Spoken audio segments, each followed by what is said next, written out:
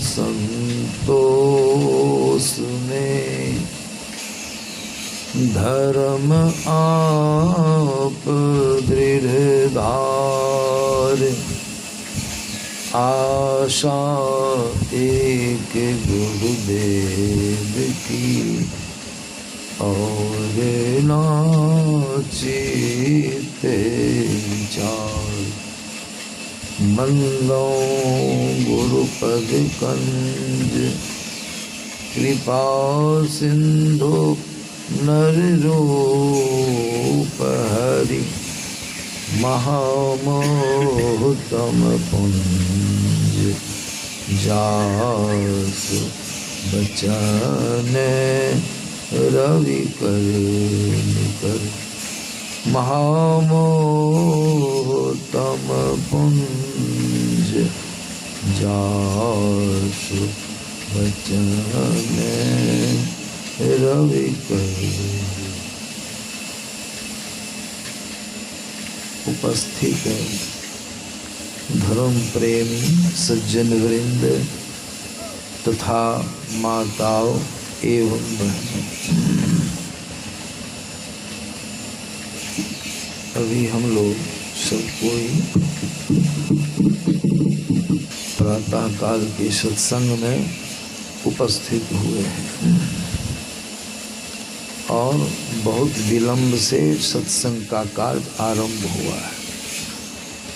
अब तो समाप्ति का समय है ना, अभी 9:30 बजने वाला है, लेकिन विलंब से आरंभ हुआ है तो कुछ देर तक सत्संग अवश्य ही होगा। कौन सी की आवाज़ है? इस क्षेत्र में सत्संगियों की अच्छी संख्या है, लेकिन बहुत लोगों को मालूम नहीं होने के कारण सत्संग में नहीं आए। यह कितनी बड़ी चीज है सत्संग। कबीर साहब कहते हैं यह सर्वश्रेष्ठ चीज है सत्संग। जीव के कल्याण का यह श्रेष्ठ साधन है। जीव का कल्याण सत्संग के माध्यम से ही होगा। कबीर साहब कहते हैं यह चीज ऐसी है कि सबों को नसीब नहीं होती। चाहिएगा सबों को नसीब हो जाए सो नहीं। कबीर साहब की वाणी माया, कर्महीन को न लहे भली वस्तु को भोग, दाख पके मुख काक को होत पाक का रोग। मतलब कश्मीर में मेवा की खेती होती है, दाख जिसको कहते हैं, दाख की खेती होती है। मतलब छुआड़ा, किशमिश, मुनक्का आदि उत्तम उत्तम फलों की खेती होती है, समझे।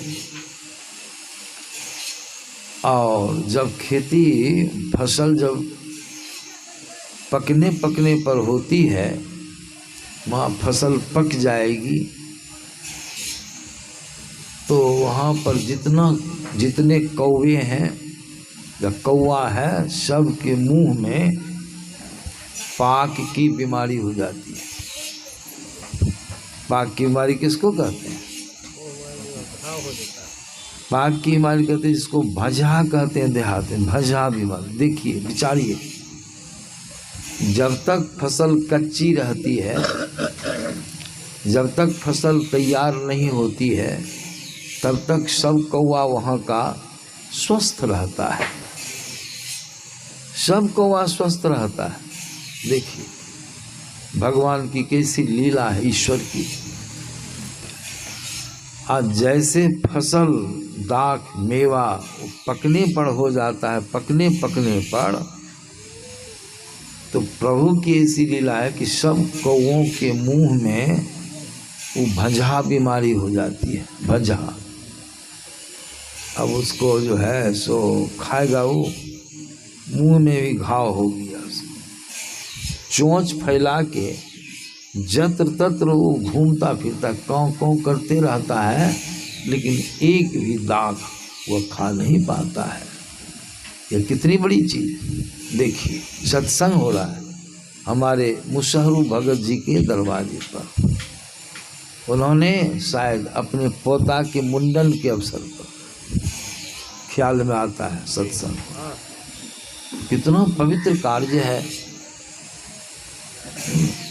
लेकिन लोगों की संख्या बहुत कम है। इसीलिए मैंने कबीर साहब की वाणी आप लोगों को सुनाया कि कर्महीन को ना ले, जो कर्तव्यहीन है, आचरणहीन है, उनको भली वस्तु का भोग प्राप्त नहीं होता है।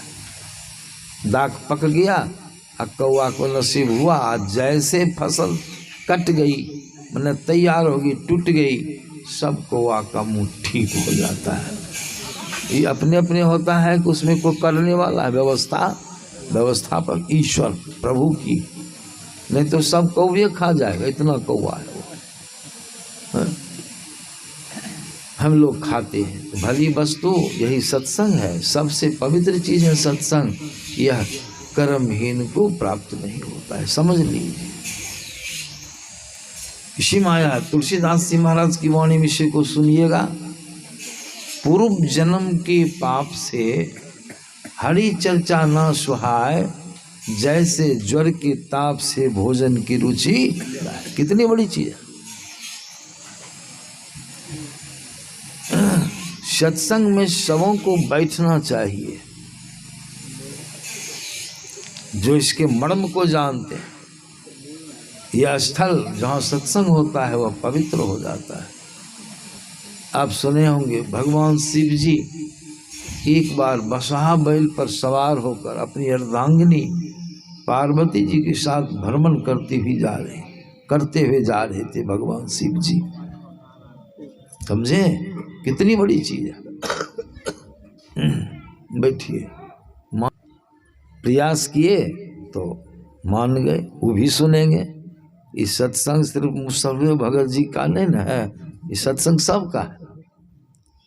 ये सत्संग सबका शुरू करता है, सबका कल्याण करता है।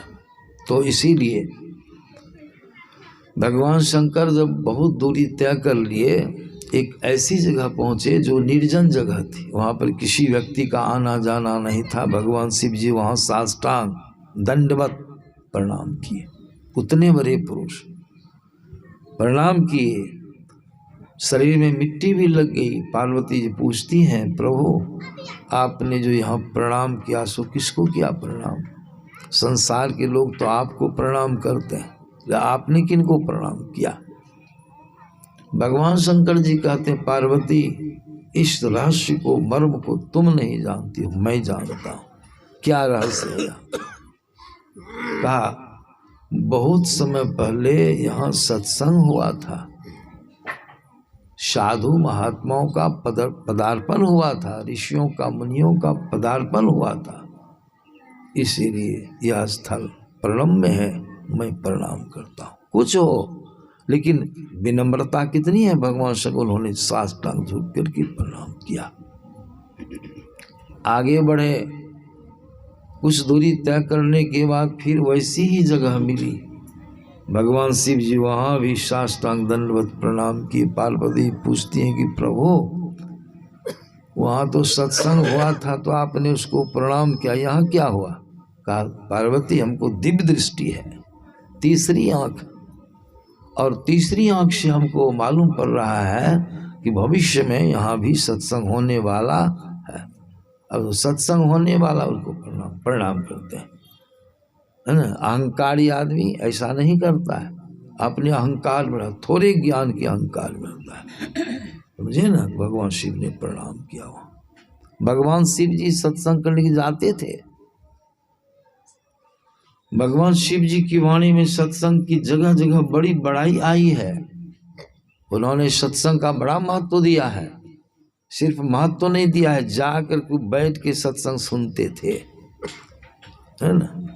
साधु का तो यह क्या कहना, साधु का तो यह अपनी निजी चीज है। इस सत्संग में सबको बैठ के सुनना चाहिए, सत्संग कदर करना चाहिए। इसीलिए भगवान शिव कहते हैं गिरिजा, गिरिजा किसको कहते हैं? अपनी अर्धांगिनी को गिरिजा। सुनिए कितना प्रेम से कहते हैं, गिरिजा संत समागम सम न लाभ कछु आन। आन मन दूसरा, सम मन बराबर, गिरिजा संत समागम सम न लाभ कछु आन, दूसरा कोई लाभ। सबको सुन लीजिए।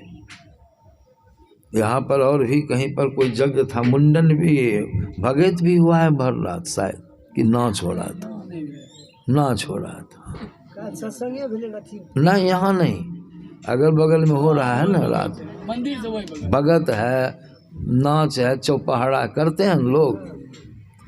तो संत लोग कहते वो सब भी खराब चीज नहीं है तो बढ़िया चीज है, तो बढ़िया चीज, लेकिन सत्संग इतनी बड़ी चीज वह नहीं, महत्वपूर्ण चीज। सत्संग से जो लाभ आपको प्राप्त होगा वो भगत से होगा। गोसाई जी दरबेंगे, देह पर खेलेंगे, वचन देंगे, बाक देंगे, बेटा होगा, बेटी होगी, धन दौलत हो जाएगा, सब कुछ होगा, लेकिन मोक्ष मिलेगा? मोक्ष कोई देवी देवता आपको नहीं दे सकता है। मोक्ष माने ये जन्म मरण कितना कष्टकारक है जीव के लिए, कितना कष्टकारक है जीव को। जन्म मरण, जन्मने में दुख और मरने में दुख। अभी क्या सुख है मरने के पहले या जन्मने के बाद का जीवन है? क्या सुख है? क्या नहीं, दुख है, कोई सुखी नहीं। ये सोच लीजिए, सत्यों के ज्ञान को श्रवण करना चाहिए। जन्मत मरत दुस्सह दुख हुई, जन्मने की घड़ी में और मरने की घड़ी में दूसरा दुख होगा। उस दुख से अभी छूट नहीं पाए हैं। मरण जन्म हो गया है, अब मरण अभी बाकी है, मरण होगा।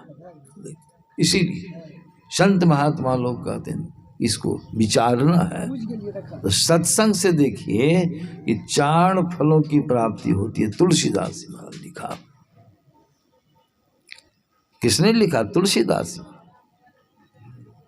क्या कहते हैं? तुलसीदास जी महाराज की वाणी माया है, ऑफ कर दिए, मोबाइल है ना उसको ऑफ कर दिए।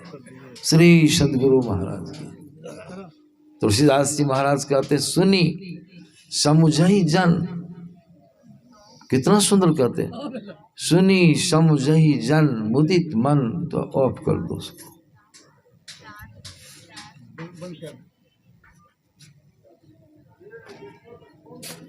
बंद हुआ। श्री सदगुरु महाराज सुनिए, कहते हैं तुलसीदास जी महाराज, सुनी समुझहि जन मुदित मन, मज्जहि अति अनुराग, लहि 4 फल अछत तनो, साधु समाजो प्रयाग। इसको सुनिए बढ़िया से, सारी बातों को जानते भी हैं फिर भी सुनिए, सुनी हुई बातों को ही सुनिए। सुनने से चेतावनी मिलेगी, प्रेरणा मिलेगी, ज्ञान बढ़ेगा, ज्ञान में मजबूती हो जाएगी। इसलिए संत लोग कहते हैं इसको पहला इसको सुनिए। और दूसरा काम क्या है? सुन लिए तो सत्संग का काम पूरा हो गया क्या? नहीं, समझ आई, इसको समझ लीजिए बढ़िया से, जाए बूझ विचार करके समझिए। सुने या बुझवे नहीं किए, क्या कहा? सुने तो जरूर, बुझवे नहीं किए तो कीजिएगा, और नहीं कीजिएगा तो फल मिलेगा आपको क्या? नहीं। सुनी समझही जन मुदित मन, मज्जही। फिर तीसरा काम है मज्जही, कीजिए। समझ लेने के बाद करने में हो, लेकिन कीजिए, कीजिएगा तब लीजिएगा, बिना कीजिए नहीं ले सकते, होगा। सुनी समझही जन मुदित मन, मज्जही अति अनुराग, और तब लही लीजिए। क्या लीजिएगा? लही 4 फल, समझे ना? 4 फल। आप लोग शांत रहिए, आप लोग बीच में इधर उधर मत कीजिए, इशारा भी यहाँ से मत कीजिए। क्या लीजिएगा? क्या मिलेगा? अर्थ धर्म काम और अंत में कौन सी की कमी रह गई बोलिए? धन भी, अर्थ भी, अर्थ धन धर्म धर्म अपने कर्तव्य का भी ज्ञान आपको सत्संग से होगा। क्या करना चाहिए क्या नहीं करना चाहिए, कर्तव्य कर्म और अकर्तव्य कर्म, इसका ज्ञान आपको किससे होगा? सत्संग में आने से, सुनने से। और कामनाओं की पूर्णता, सारी इच्छाओं की पूर्णता, आपको ऐसे तत्व की प्राप्ति हो जाएगी, परमात्मा की प्राप्ति हो जाने से किसी चीज की इच्छा ही आपको नहीं होगी, सारी इच्छाएं समाप्त। और अंत में मोक्ष, जन्म मरण का चक्र जो चल रहा है, जन्मना मरना, उसका चक्र समाप्त हो जाएगा, मोक्ष मिल जाएगा। तो और चीज जितना जग जाग खूब कड़ाइए, बड़े बड़े यज्ञों का अनुष्ठान कीजिए, सही है, लेकिन स्वर्ग तो मिलेगा, बहुत बड़ा फल स्वर्ग, लेकिन मोक्ष नहीं मिलेगा। मोक्ष जब भी मिलेगा सत्संग के माध्यम से। क्यों? ये ज्ञान होगा, विवेक होगा, वैराग होगा, चेतना मिलेगी, साधना करेंगे, गुरु करने का ज्ञान हो जाएगा, सारी प्रेरणा सत्संग से आपको मिल जाएगी। तब कीजिएगा, आपको मोक्ष मिलेगा। भगवत में भी हम बराबर सुनाते हैं, लोगों को स्मरण दिलाते हैं, लोग भी सुनते हैं, आप लोग भी सुनते हैं। अब मैं स्मरण दिलाता हूँ, भगवत में भी जाइएगा। तो हमने कहा ना आप लोगों से कि धन मिल जाएगा, पुत्र का वाक गोसाई जी देंगे, बेटी हो जाने का बाक देंगे, बीमारी छूट जाने का बाक दे देंगे, सब तो दे देंगे, लेकिन मोक्ष मिलने वाला बाक उनके औकात की बात नहीं है। सत्संग में वहाँ भगत में भी लोग आते हैं, संत सरोवर गंग जल ताहि पखाड़ो, अंग शुद्ध हिया निर्मल भई नित साधु उनके। साधु की संगति वो भी भेजाते हैं, बिना सत्संग के आपका कल्याण होने वाला। इसीलिए बाबा कबीर की वाणी में सुने, यह संत मत का सत्संग है। संत मत का सत्संग करने का मतलब ये नहीं बुझिएगा कि कोनो विशेष संप्रदाय का सत्संग, नहीं। संत मत का मतलब क्या हुआ? सब मत, व्यक्तिगत मत नहीं। यहाँ संत सम्राट कबीर साहब की तस्वीर रखी है, नहीं रखी है। लोग बोले बाबा गुरु महाराज की तस्वीर, नहीं, एक संत की तस्वीर रखी है, उसी में सब है गुरु महाराज। कितना सुंदर ज्ञान है गुरु महाराज का। अब बहुत जगह फोटो के लिए लड़ते हैं, हमारा गुरु का फोटो, हमारा गुरु का फोटो, हमारा गुरु का फोटो। कबीर साहब, वो कबीर साहब थोड़े हैं कि कबीर साहब का फोटो है, क्या है? गुरु महाराज का फोटो है कि गुरु महाराज है? ये भी सत्संगी को बड़ा हो गया, फोटो के फेर में नहीं रही। गुरु का वासा सबके अंदर में है। गुरु महाराज का जो शरीर था कोपा घाट में, वही गुरु थे क्या? कि गुरु भीतर में है, बोलने वाले उन गुरु हैं। उनको जो चिन्हिए, उनको न पहचानिए, तब तो आपका कल्याण हो जाएगा। अंतर की अंतिम तह में गुरु हैं, मन पता पाता नहीं। गुरु महाराज की मर गए, शरीर मरा कि गुरु महाराज मर गए। एक जब फोटो शीशा का था, वो गिर गया पत्थर पर, ईटा पर, फोटो टुकड़ी टुकड़ी हो गए। अरे वो बुढ़िया रोने, बाबा गुरु महाराज फूट गए। गुरु महाराज कैसा गुरु महाराज, कैसा गुरु कि आज फूट गया? ये फूटने वाला गुरु है। गुरु कौन होता है? शरीर नहीं, नहीं। बाबा कबीर की वाणी में आया है, सुनिए इसको। लोग तो अधजल गगरी चल कर जाए। कबीर साहब क्या कहते हैं? गुरु नाम है ज्ञान का। गुरु नाम है कि शरीर का, फोटो का? गुरु नाम है ज्ञान का, शिष्य सीख ले सोए। ज्ञान मर्याद जाने बिना गुरु और शिष्य ना हो। गुरु नाम है ज्ञान का, ज्ञान ही गुरु की महत्ता है। ज्ञान नहीं तो गुरु, गुरु ने गोरू है, गाय वही गुरुवंश की। इसीलिए संत महात्मा लोग कहते गुरु नाम है ज्ञान का। कबीर साहब की वाणी में आया है। इस सत्संग में लाभ बहुत है, तुरंत मिलावे गुरु से।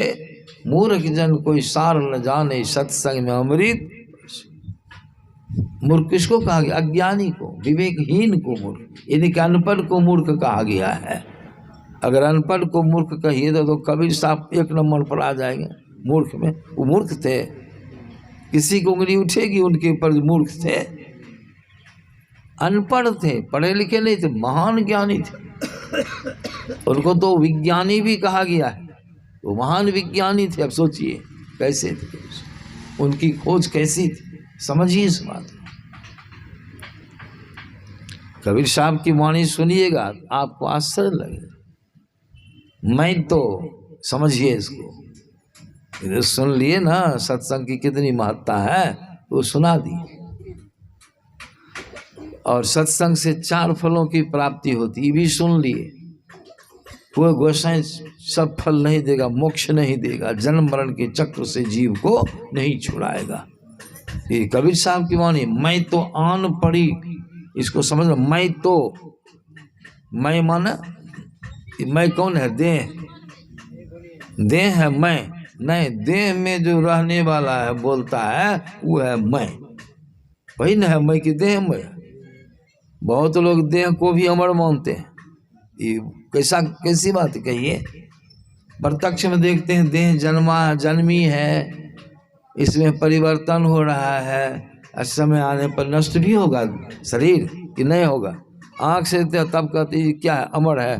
बहुत लोग ऐसा भी मान के बैठे शरीर अमर है। अब बाबा कबीर क्या कहते हैं सो सुनिए, बैठिए। बाबा कबीर के वाणी में क्या आया है? सत्य की परिभाषा बाबा कबीर ने की है। एक रत्ती की परिभाषा, बहुत मार्मिक बात। बाबा कबीर कहते हैं सत्य क्या है? सत्य क्या है? संसार नहीं नहीं नहीं। सत्य सोई जो बिनसई नहीं, इनको काट दीजिएगा। कबीर साहब की परिभाषा है सत्य सोई जो बिनसई नहीं।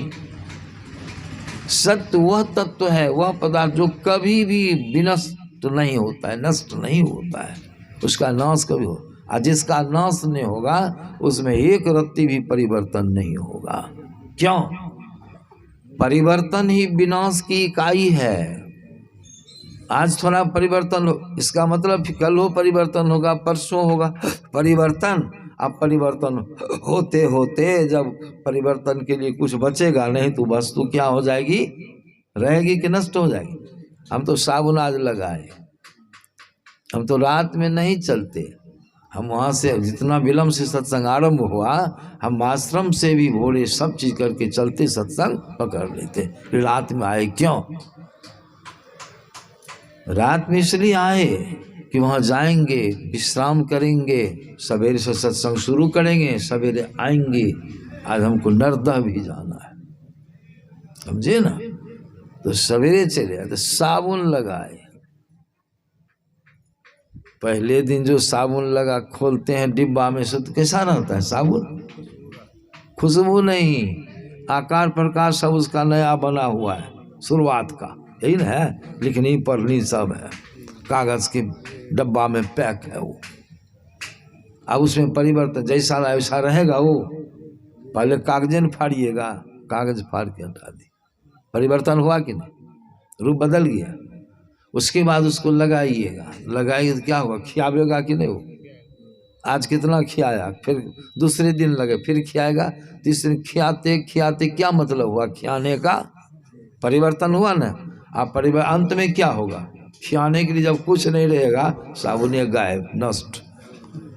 उसी प्रकार हम लोग की देह है, हम लोग का शरीर में परिवर्तन हो रहा है और नजर से देखते परिवर्तन ही विनाश का प्रतीक है, चिन्ह है। परिवर्तन हुआ, मर रहा है, रोज मरता है, रोज मरते हैं आप।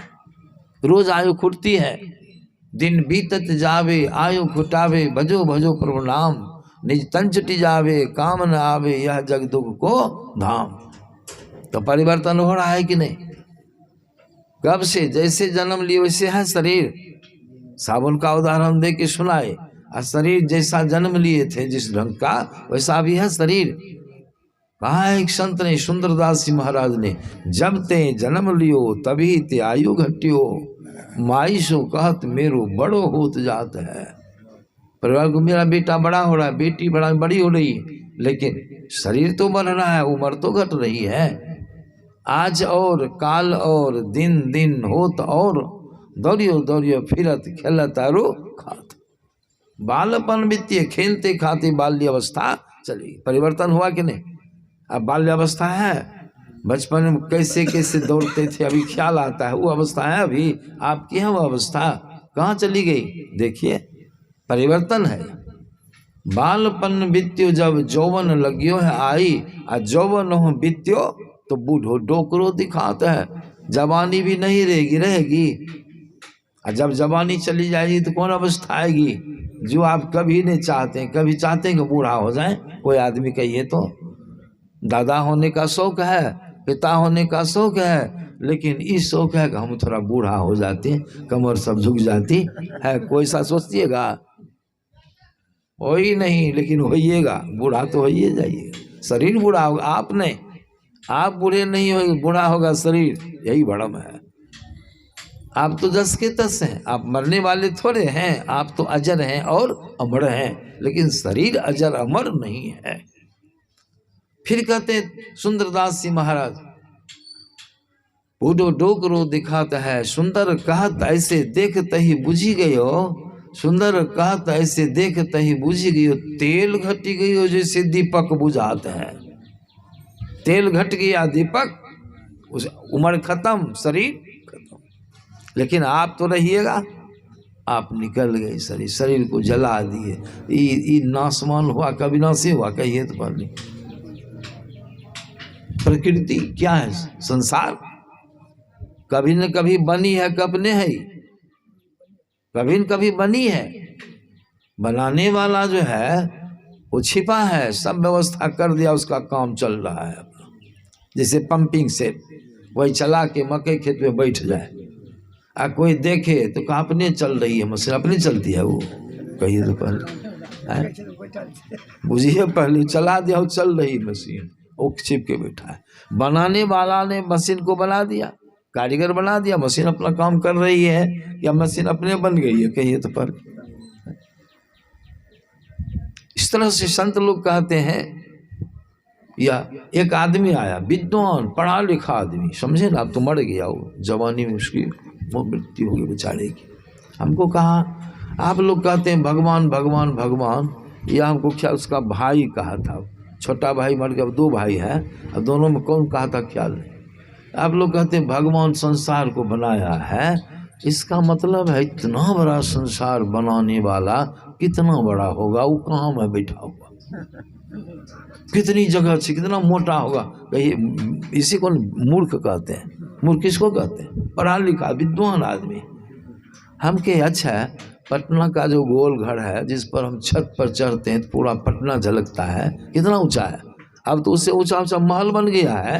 आप विचारिए, वो महल बनाने वाला कारीगर क्या महल से बड़ा होगा, लंबा ऊंचा बेसी, कहीं तब चुप हो गया है ना। बिना दिमाग का गप लोग करता है। पढ़े लिखेगा तब, संतों की संगति में जाएगा तब ना, अहंकार छूटेगा तब ना, अपने से किसी को श्रेष्ठ मानेगा तब न ज्ञान होगा उसको। ज्ञान आएगा कहाँ से? संतों की वाणी को गाते हैं, समझिएगा तब न होगा। बाबा कबीर साहब की वाणी अनोखी वाणी है, तब उनको जब समझाए तब समझ गया कि हाँ हाँ हाँ सही कहते हैं। मिस्त्री कितना छोटा है? और उतना बड़ा मकान बना दिया, मचान बना के ऊपर रंग टिप सब चीज कर दिया मकान। तो क्या लोग कहे कि जो मकान बना है इसका बनाने वाला इससे मोटा तागड़ा और लंबा होगा, तो उसको मूर्ख की संज्ञा दी जाएगी। प्रकृति बनी नहीं है, इसको प्रभु ने निर्मित किया है। ये अपनी प्रकृति अपने ढंग से क्या गाते हैं, वासुदेव भोले में गाए ना, एक महान यंत्र की नाई यह परिचालित होता रहता है। किसके द्वारा? ईश्वर के। अव्यक्त शक्ति प्रभु ने बना, अपने में स्थल हो गया है। एक प्रसंग सुना देता हूँ, बड़ा बढ़िया ख्याल आ गया। 2 मित्र थे, समझे। आज दोनों मित्र में बड़ी मित्रता थी, गाढ़ी, नाम भी एक ही, डिग्री भी पढ़ने वाली एक ही, आ जाति हो एक ही, बहुत चीज में समानता थी।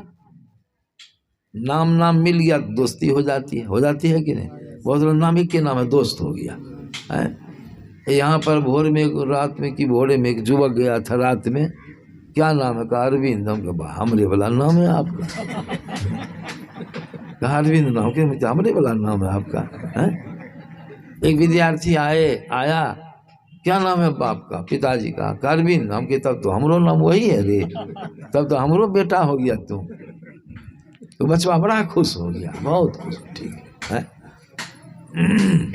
तो मित्रता थी दोनों में, सब बात में तो ठीक ठाक थी, बातें सारी बातें ठीक ठाक थी। लेकिन एक बात में उसको तफड़का हो जाता था, दोनों विवादों हो जाए, लड़ाई, वाक युद्ध। क्या, एक का कहना था ईश्वर है और दूसरे का कहना था ईश्वर नहीं। एक हो गया आस्तिक, एक हो गया नास्तिक। कभी कभी तर्क वितर्क हो, कुछ देखो ईश्वर आता तो ऐसे होता, वैसे करे। समय समय पर विवाद हो जाता था, फिर दोनों मित्र एक हो जाते। आम का महीना आया, तो मंजरियन दिया है, उससे आम पक गया था, मैंने जो आ गया था, अब लगने वाला, एक आध करके लगता था आम। तो जो मित्र आस्तिक था उसी का बगीचा था आम का बहुत बड़ा। तो आस्तिक मित्र नास्तिक में दोनों मिल के कहा, चलो मित्र आज बहुत दिनों की बात, थोड़ा बगीचा सब घूम लेते हैं, देखते हैं हम सब की फसल की क्या हालत है। चलो मित्र चलो। और उसी में कभी कदीमा का भी फल, अभी आजकल अभी लोग कदीमा रोपेगा तो अगत्तर फरता है ना। तो बगीचा के बाहर में उसी आस्तिक मित्र का जो था एक भूसकार भी था। भूसकार बुझे ना, भूसा रखने, और उसी पर गृहस्थ लोग लत्ती लतरा देते हैं, फालतू छप्पड़ क्या लत्ती। कदीमा की लत्ती लतरी थी एकदम सघन, इतनी मोटी मोटी लत्ती, इतना बड़ा बड़ा फल कदीमा का लटका हुआ था, टानो टान लत्ती थी, चारों कांत कदीमा, इधरो उधरो आगे पीछे, छप्पड़ों पर कदीमा खूब फड़ा था। आया, दोनों मित्र गप सप करते, अब मुहरे पर वो कदीमा का घर था, छप्पड़ थी। वहाँ जब आया वो मित्र, अब बगीचा में घुसने ही वाला था, समझे ना। तो नास्तिक मित्र को दाव लग गया, कदीमा पर मन चला गया, ख्याल चला गया, दृष्टि चली गई, सोचने लगा आज तो इसको इसको पछाड़ना ही है, आज तो बुझ जाएगा, तर्क में क्या जवाब देगा। उसने तर्क दिया कि मित्र देखो, कहते हो ना ईश्वर है, ईश्वर कौन चिड़िया का नाम है। आज देखो, अगर ईश्वर रहते प्रत्यक्ष में तुम देख लो, ये जो भूसकार पर कदीमा की लत्ती है, दिखा करके इतनी पतली लत्ती है, लत्ती में क्या जान है, कितनों मोटी लत्ती, क्या जान है। लेकिन फल देखो, फल लेके कदीमा का वजन होगा 10 किलो, 15 किलो, 5 किलो, 7 किलो, इतना कदीमा बड़ा बड़ा, इतना बड़ा बड़ा फल, आई कमजोर लत्ती में भगवान ने जोड़ा है, फिट किया है, व्यवस्था किया है। अगर भगवान रहते तो उनको दिमाग जरूर होना चाहिए, सोच के न लगाता, जैसा शरीर वैसा उसमें बल होना चाहिए। लत्ती कितनी पतली लतरी है, अब फल कितना बड़ा बड़ा है, टानो टान है लत्ती। इसको दिखाते दिखाते वो बगीचा में घुसा। अब मोहरे पर पहले फैजली आम का गाछ था, अब फैजली आम थोड़ा बड़ा बड़ा होता है, कच्चों में मीठा लगता है, हम लोग बचपना में खाते थे, तो समझे ना, चुरा करके भी तोड़ के खाते, झपटिया मार करके। आप तो अपने आम ढेरी है बगीचे में हम रहते हैं। हाँ, तो कहा देखो देखो मित्र, देखो प्रत्यक्ष में वो कदीमा, इतना मोटा पेड़ आम का है, उसमें इतना इतना बड़ा फल, कहो अनर्थ है कि नहीं। और कदीमा की लत्ती कितनी कमजोर, उसमें इतना इतना बड़ा फल। अगर भगवान होते, उसको दिमाग होता, विचार होता, समझदारी होती, तो क्या करते, कदीमा का फल इस आम के पेड़ में लगना शोभता। आम का जो फल है ढेरी फल, उसमें गुत्थी एकदम, वो लत्ती में फलता, तब लोग तो बुझते, देखिए भगवान को दूसरा है, ईश्वर की कृपा हो गई उसके ऊपर, ना समझ के पर ईश्वर की कृपा हो क्या करके ऐसे उंगली बताए से ऊपर, ये आम रहना चाहिए वहाँ, कदीमा रहना चाहिए। ये जो दिखाया संजोग से प्रभु सुन लिए तो हर जगह है। एगो आम ऊपरे छिप्पी पर काम टूट के गिरा, उतनी ऊंचाई से आम गिरेगा उसमें कितना बल होगा। और ऐसे जगह थे यहाँ के कोने पर गिर गया, यहीं पर नाकों में चोट, आंखों में चोट, ललाटों में चोट, सब चोट। ऐसी चोट लगी ना कि दाएं बाजार गिर गया, बेहोश हो गया, बेहोश हो गया। अब मित्र बेचारा कब आए, भगवान हे ईश्वर ये तो हम ही को दूसेगा, ईश्वर कृपा कीजिए, कृपा कीजिए। किसी तरह से हाँ को करके कहीं से पानी लेकर आँख में छीटा दिया, छीटा उसकी दांती छूट गई, बेहोशीपन समाप्त। आँखों को खोला, कहा मित्र क्या समाचार है? कहा मत पूछो समाचार, हालत खराब है मित्र। उठ के बैठा, हालत का हाँ मित्र बहुत कष्ट हुआ। कहा अच्छा मित्र ये बोलो, तुमने कहा था ईश्वर को भेजा नहीं है, दिमाग नहीं है, समझदारी नहीं है, कदीमा का फल इसमें आम को उसमें लगा।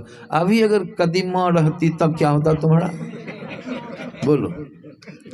इतना कहने भर की देर थी, उसी समय वो महसूस कर लिया। पछाड़ना था उसको, अब पछड़ गया। अब सत्य सत्य ईश्वर है। बाबा कबीर साहब की वाणी में आया है, बड़ा सुंदर। वह ईश्वर कैसा है बाबा कबीर माने हैं।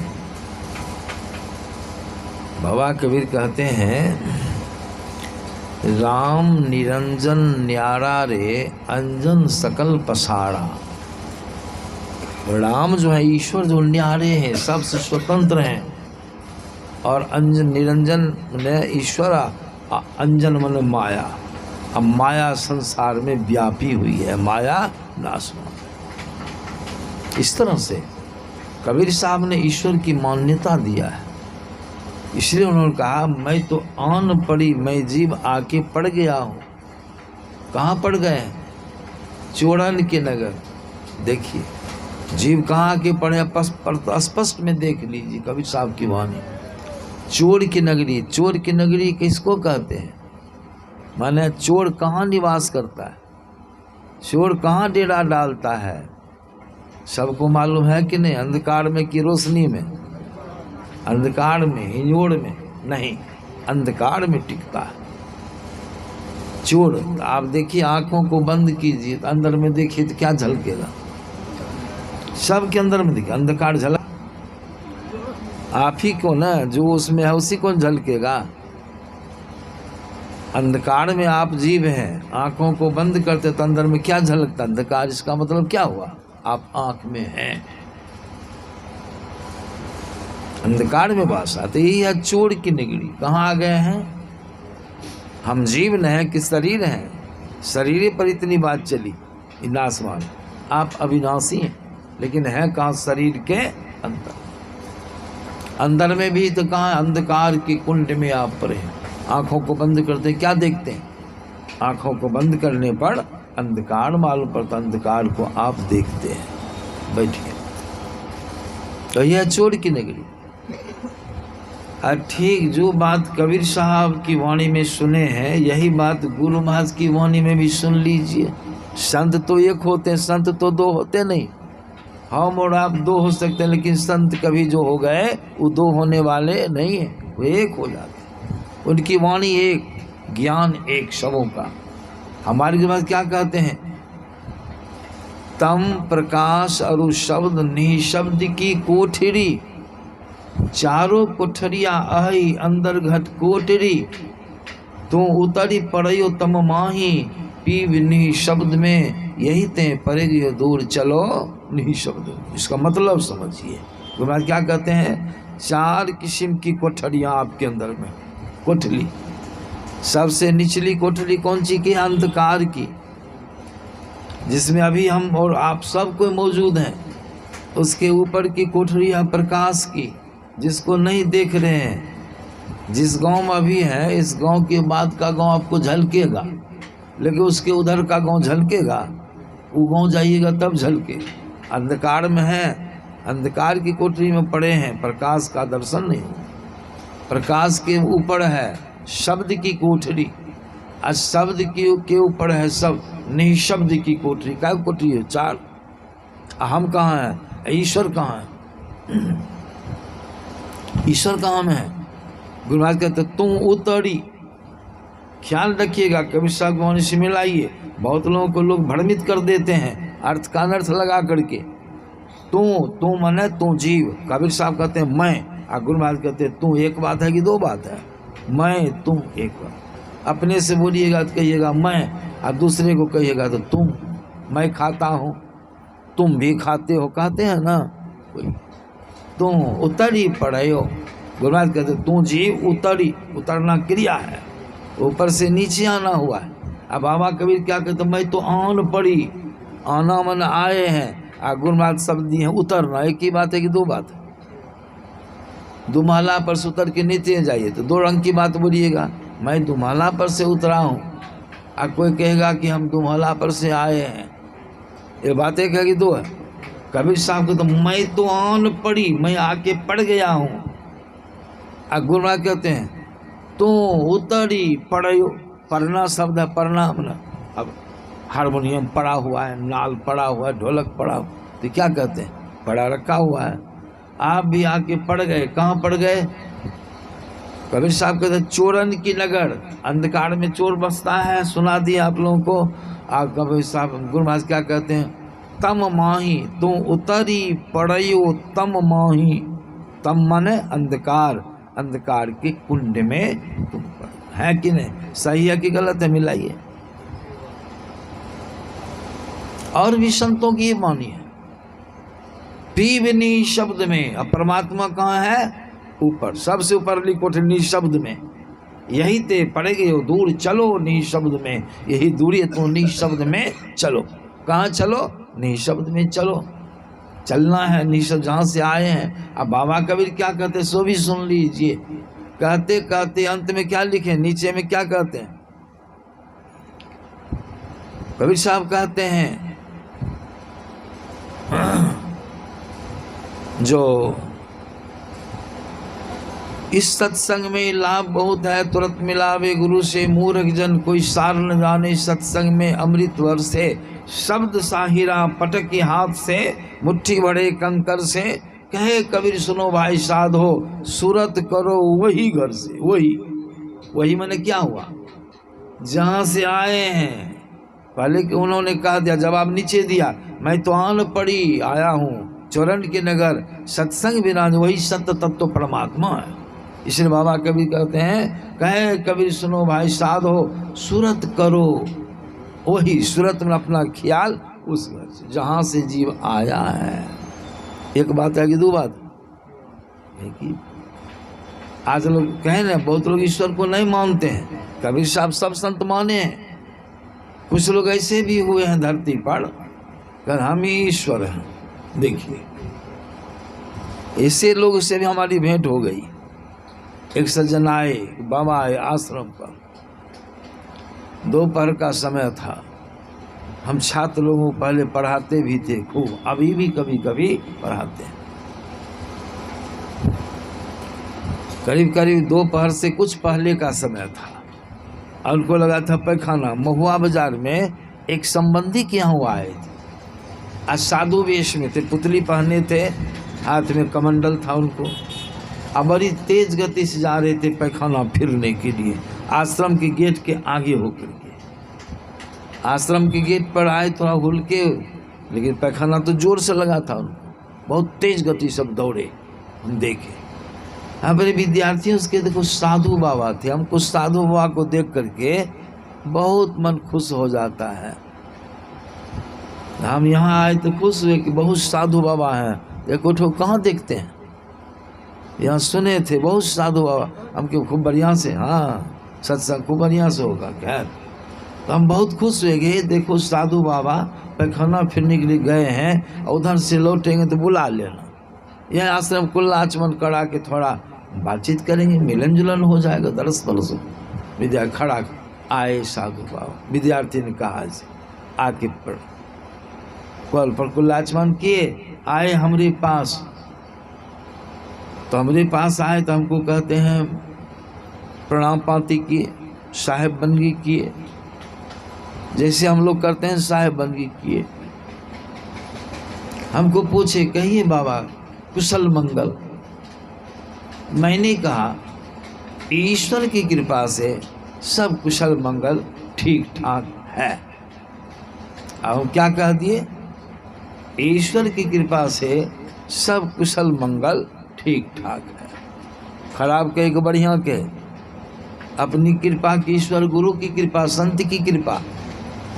तो हमको कहते हैं बैठ जाइए आप जैसे, वहीं से बैठ जाइए, आप जैसे पढ़े लिखे लोग भी, आप तो पढ़े लिखे हैं, कहते हैं ईश्वर की कृपा। मैंने कहा तब किन की कृपा कहें? बोलिए आप ही कहिए। उन्होंने कहा, एक प्रसंग सुना, ईश्वर किस क्रिया का नाम है? ईश्वर नहीं है, नहीं। तब कहा हम कहे कि तब क्या है? कहता हम हैं। क्या है? ईश्वर क्या था? हम हैं और आप हैं। हाँ। तो हम कहे क्या? सोचे कि जो कहा हम हैं तो पूछने का हम मने क्या हुआ? हम के हम क्या, हम मने नहीं बुझे, आप कौन हैं? कहे जो हम हैं तो आप कौन हैं? तो हमको कहते हैं क्या? हम जनैया हैं। क्या कह दिए? एक प्रसंग ख्याल, हम जनैया हैं। जनैया मने? हम पूछे जनैया मने? तो हम ही सब कुछ जानते हैं, हम ही नहीं जानते, हम जनैया हैं। जीवात्मा नहीं बोले, जीवात्मा बोल देती तो कोई प्रश्न ही नहीं उठता। एक हम जनैया हैं, नाम भी अलग किस्म का रख, माने हम ही नहीं सब कुछ को जानते हैं, इसे हम जनैया हो गए। और आप जनैया हैं। हाँ, सुनाता हूँ, सिर्फ आप लोग विचार कीजिए। मैंने कहा आप हमसे भी पूछिए हम कौन है? आप जनैया हैं ना? तो हाँ, हमको भी पूछिए, हम भी जवाब देंगे हम कौन है। और उल्टे हमको पूछने लगे आप कौन हैं? हम के हम देखैया हैं। कहा देखैया माने? तो हम ही सब कुछ को देखने वाले हैं, हम देखैया हैं। चुप हो गए। हम क्या, और भी मेरा विद्यार्थी 4-5 को विद्यार्थी था, बढ़िया जानकार। हाँ, इस सब को पूछी, सभी बुझ बता देगा ये सब कौन है। और वो पूछने लगा उससे। एक विद्यार्थी को पहले पूछा कि आप कौन हैं? वो कहता हम जो है सुनैया हैं। सुनने वाले हम ही हैं, कौन सुनता है? देखता है कौन? हम सुंघैया, हम छुवैया। कितना नाम हो गया, विभेद हो गया। अगर इसी को एक शब्द में कह दीजिए हम चेतन आत्मा हैं, हम जीव आत्मा हैं, तो सब में दीजिए, सब लोग बुझ जाते। शास्त्रीय भाषा है, संतों की भाषा है। अगर किसी का नाम रख लिया तब चुप हो गया। हमके जवाब गलत है कि सही? नहीं, जवाब तो सही है। हमके तब उतना नहीं कर, जीवात्मा कह दी तो उसमें क्या धुआं ढकाड़ हो जाएगा आपको? नहीं, हम क्या। और आपने जो कहा ईश्वर नहीं, हम ही ईश्वर है, यूँ कह दिया, हम ही ईश्वर है। हम कहे, आज समझिए इसको बढ़िया से, ताकि बहुत लोग भ्रमित हो जाते हैं। आप ईश्वर हैं जरूर, लेकिन अभी नहीं है। क्यों नहीं है? इसलिए नहीं कि आपके ऊपर 4 शरीर के आवरण लगे हैं, 4 शरीर बंधन में आप जीव बंधी हैं, प्रकृति के बस में हैं। शरीर के गुण धर्म के मुताबिक आपको चलना पड़ता है। शरीर बूढ़ा हो जाएगा, चलने फिरने में दिक्कत हो जाए, इसके बस में है। कोई रोग हो जाएगा शरीर में, रोग का भोग भोगना पड़ेगा।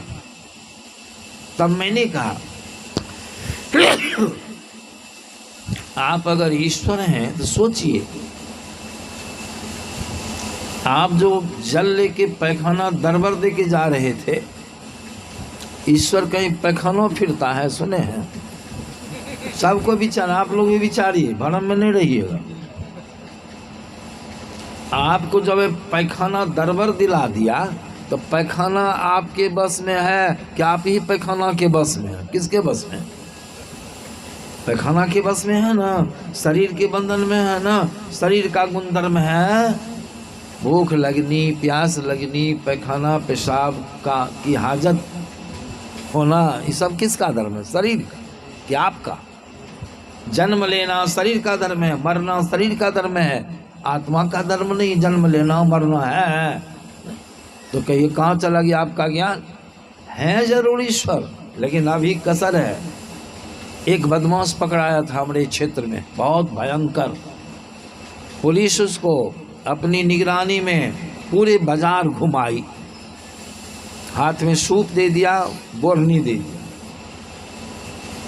उसको घुमा रहा है, सब लोग देख रहा है, सब ढंग के लोग हैं। सबों ने में तेरी हाथ से चुटकी लिया, बड़ा भयंकर बदमाश। अब कहाँ के हो बोलो ना, अब क्या दशा है तुम्हारी, अब तुम्हारा क्या चलेगा। सारी से कि कहाँ गई, उसको लोग चिढ़ावे, चिढ़ते चिढ़ते इतना चिढ़ गया। पुलिस के गिरफ्त में रहने के बाद भी उसने क्या जवाब दिया, ख्याल कीजिएगा। क्या देखो क्या तुम चिढ़ाते हो, हम अभी वही हैं, अभी भी जो है वही, खाली हथकड़ी खोलवा दो, AK-47 हाथ में धरा दो, तब हमारा तमाशा देखना। मतलब हो तो तुम जरूर वही, लेकिन अभी तो नहीं हो, अभी तो पुलिस के बंधन में तुम बंधे हो। उस तुम जीव हो, ईश्वर हो जरूर, जीवात्मा आत्मा हो, लेकिन अभी नहीं, अभी शरीर के बंधन में बंधे हो। तुलसीदास जी महाराज ने इसको मान लिया है, ईश्वर हैं। तुलसीदास जी महाराज ने कहा है, समझदारी नहीं रहने के कारण लोग नहीं समझ पाते। उन्होंने क्या कहा, ईश्वर अंश जीव अविनाशी, चेतन अमल सहज सुख राशि।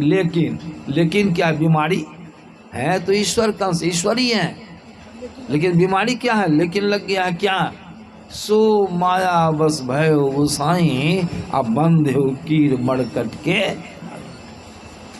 माया के बश में हो गए हैं और बंधन में बंध गए हैं। स्थूल सूक्ष्म कारण और महाकाल, 4 शरीर के बंधन में आप बंधे हैं। जब तक बंधन नहीं हटेगा तब तक आप इसी अवस्था में रहिएगा। जन्म होगा आप टाल नहीं सकते हैं, मरण होगा टाल नहीं सकते हैं, शरीर बूढ़ा होगा उसको टाल नहीं सकते हैं, बुढ़ापा का दुख आपको व्यापेगा। बूढ़ा हुआ शरीर, कहते हैं हम बूढ़े हो गए, आप तो बूढ़े नहीं, बूढ़ा तो शरीर हुआ है। रोग हो गया हमको, आपको तो रोग नहीं हुआ, रोग तो शरीर को हुआ है। ये न भ्रम है, ये ज्ञान खाली कथने से हो जाएगा, खाली बकने से हो जाएगा नहीं। समझिए इस बात को, संतों के ज्ञान को समझिए। इसीलिए संतों के ज्ञान में आया है, सो माया बस भय गोसाई, बंधे कीर मड़कट की नाई। और जब सब शरीर से आप छूट जाइए, सब बंधन उतर गया, अकेले हो गए तो फ्री हो गए, बंधन खत्म हो गया। और जब उस अवस्था में चले गए सब शरीर से, तो हमारे गुरु महाराज ने पदावली में क्या लिखा है, पढ़िए और मिलाइए। गुरु अपनी वाणी में क्या कहते हैं, हम प्रभु, देखिए गुरु महाराज माने नहीं कि हम प्रभु, क्या कहते गुरु, हम प्रभु, हम ही प्रभु हैं, कहे कि नहीं। लेकिन कब, जब सब शरीर से छूट करके आत्म रूप स्वरूप में आ गए, आत्मदृष्टि प्राप्त हो गई, अपना ज्ञान, अपनी पहचान। अभी कहाँ पहचान, मुंह से कह दीजिए कि हम आत्मा तो हो गया, नहीं। प्रत्यक्ष ज्ञान जब साधन करके सब शरीर आपके ऊपर से उतर जाएंगे, आप अकेले हो जाइएगा, तब जो आपका ज्ञान होगा वह ज्ञान होगा आत्मज्ञान होगा। अभी नहीं, अभी तो जन्म मर माता गर्भ में जाइएगा, फिर सारी जो माता कोई बचावेगा। कर्मानुसार 84 लाख किस्म की देह है, उसमें जाना होगा।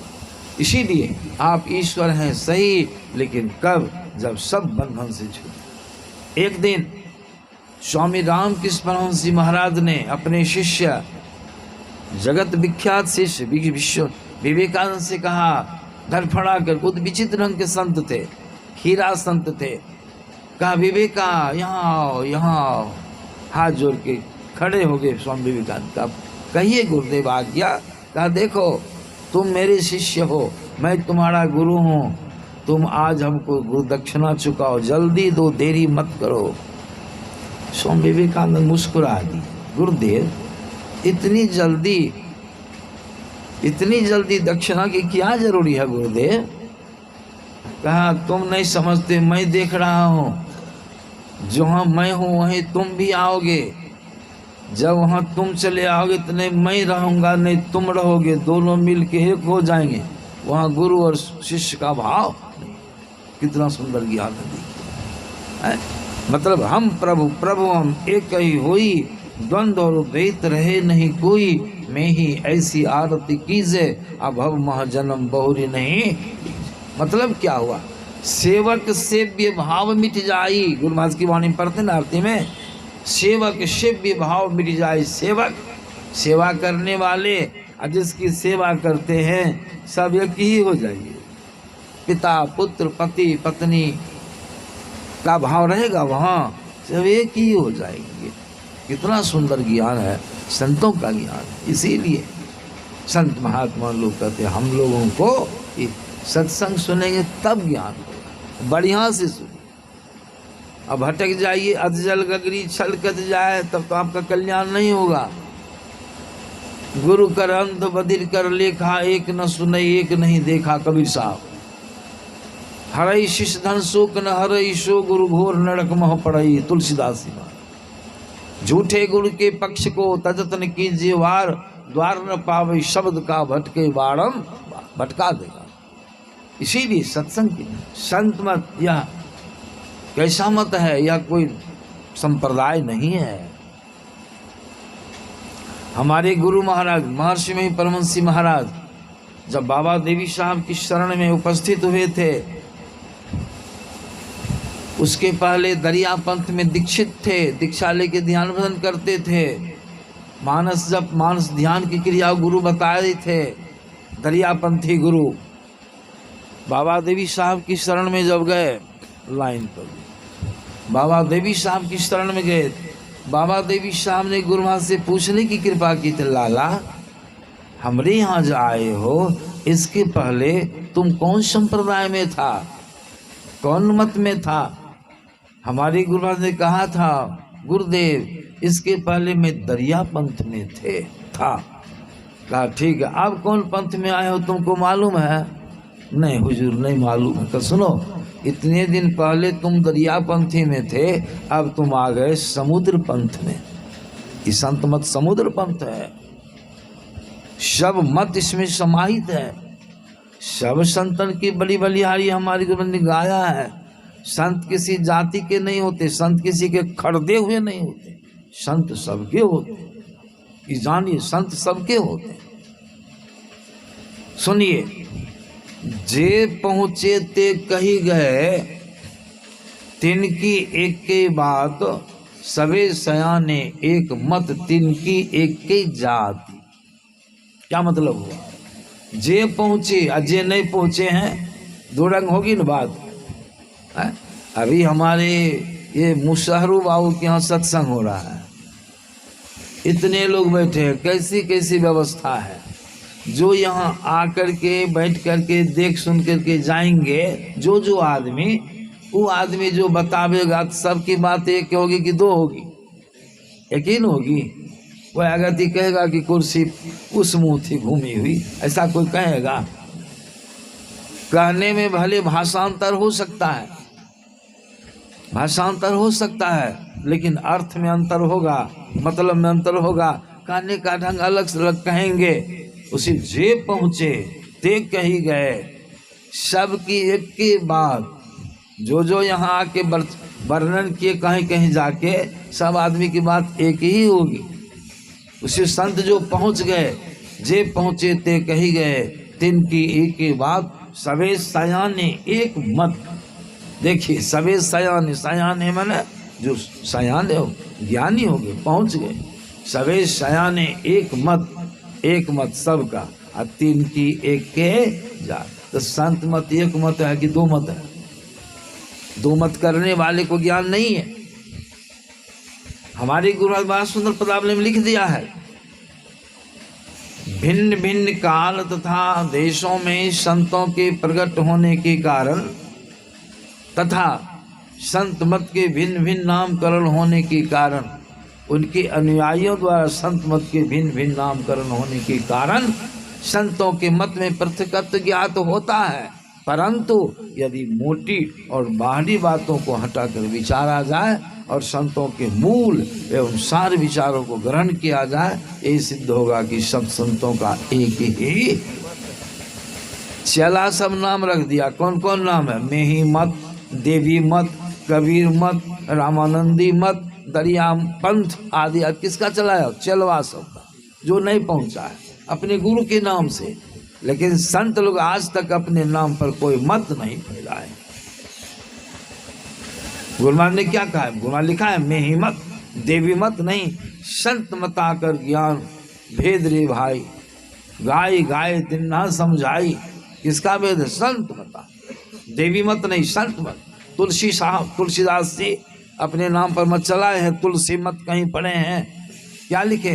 संत पंथ अपवर्ग कर, कामी भव कर पंथ, कह ही संत कवि को भी दो, श्रुति पुराण सद। संत, इसमें सब संतों का आदर है, कदर है। पढ़िए, सकल संत की वाणी बूझे। कभी साहब तो साधना करके आत्मदर्शिता बन के आत्मदर्शन प्राप्त करके चले गए, शरीर को छोड़ करके चले। संत मत कबीर साहब सबके, रामायण सबकी है, किसी की बपौती नहीं है कि हम रामायणी हैं, राम के भक्त कैसे हैं। राम भगति के तेई अधिकारी, या राम कथा के तेई अधिकारी, जिनको सत्संगति आती वे भक्त हो, विनम्र हो। यह संत मत का सत्संग, मन मत सत्संग नहीं। संत समय के मुताबिक आरंभ, समय पर समाप्त, सच्चा ज्ञान संतों का ज्ञान। कवि साहब वाणी है, इसीलिए कहा, कवि साहब कहते हैं, बिनु सतगुरु न रहत भुलाना, खोजत फिरत राह नहीं जान सतगुरु चाहिए। संत मत में 5 पापों का वर्जन है, झूठ, चोरी, नशा, हिंसा और व्यभिचार। बहुत सत्संगी भी खैनी खाते हैं, गलत करते हैं। बहुत सत्संगी छिप के खैनी खाते हैं। एक सत्संगी हम प्रसाद दे रहे थे 2-4 बच्चे लोगों को, बाबा थोड़ा हमको दीजिए ना, अपने हाथ दिया, हम देख लिए, उसको नहीं बोले, इतना दाग खैनी का। हम क्या अच्छे, हम बच्चे लोगों को मारते हैं, बड़े लोगों को प्रसाद नहीं। बड़े लोगों का प्रसाद सत्संग वचन हुआ। तो मैंने उससे पूछा, कहिए आप खैनियों खाते हैं, सत्संगी न है? हमको कहता है, ये कहलक बाबा। हम के वाह, उसका नाम बता देंगे, जाके उससे लड़िएगा। ये कहलक, लड़वे की जगह तो बताते हैं कौन कहा है। प्रसाद तो नहीं दिए थे उसको, कहा हाथ निकाले से, हाथ है ऐसे जी तांत काट लिया। कहा बाबा गलती भै गई, आप छोड़ दे। हमके क्या कहा, हाथ से लड़िए, इसको 2-4 डंडा मारिए। चुप हो गया बेचारा। बहुत साधु लोग दाढ़ी बढ़ा के खैनी खाता है, प्रवचन करता है, देखिएगा मिला, इसीलिए खैनी नहीं खाई। हम गुरु महाराज की वाणी में 5 पाप है, एक झूठ, नशा है दूसरा, तीसरा नाड़ी पड़ के हो, चौथी चोरी, पंचम हिंसा, दिल से इन्हें। इसलिए सुनाने के लिए बहुत बातें हैं, लेकिन हमको तो फिर समय पर चलना भी, इसका अंत नहीं है। विलम्ब से शुरू हुआ, अब 11 बजेगा, देख लीजिए। और भी काम काज न करना, यहाँ मुंडन सब भी होगा, तो सभी काम होगा, हम भी चलेंगे। तो मेरा जो कर्तव्य था, हमारे उस शंकर ड्राइवर जी, जिनकी बच्ची की शादी यहाँ है, हम तो नहीं जानते थे, उन्होंने साथ किया, यहाँ सत्संग का समय दिए। बड़ी दिक्कत से हम समय निकाल करके यहाँ आए। अच्छा ठीक है, तो गुरु महाराज की कृपा से बढ़िया से सत्संग हो गया। तो इन्हीं शब्दों के साथ हम अपनी वाणी में विराम देते हैं। और हमारे मुशहरु भगत जी कहाँ में है, तो चिन्ह वो निकल, ओ हाँ ठीक, रात में मिले थे, वहाँ गए, ठीक है बैठिए। बहुत श्रद्धा के पात्र हैं गुरु महाराज की कृपा। जो उनकी श्रद्धा भक्ति सत्संग के प्रति इसी तरह से बनी रहे, समस्त परिवार के हृदय में सत्संग के प्रति श्रद्धा इसी तरह बनी रहे, बढ़ती रहे। सबों का शुभ हो, कल्याण हो, मंगल कामना करता हूँ। और आप लोग जो हैं इतनी संख्या में आए, जितनी ही संख्या में आए, लेकिन बड़ी श्रद्धा के साथ आप लोगों ने सत्संग वचनों का श्रवण किया है। और मैंने आप लोगों को एक विचार दिया, संतवाणी के आधार पर विचार दिया इसलिए विचार दिया कि आप सुनिएगा जो भी, उसको मन में मिलाइएगा और सही निर्णय कीजिएगा, सही चीज़ को पकड़िएगा तो आपका कल्याण होगा।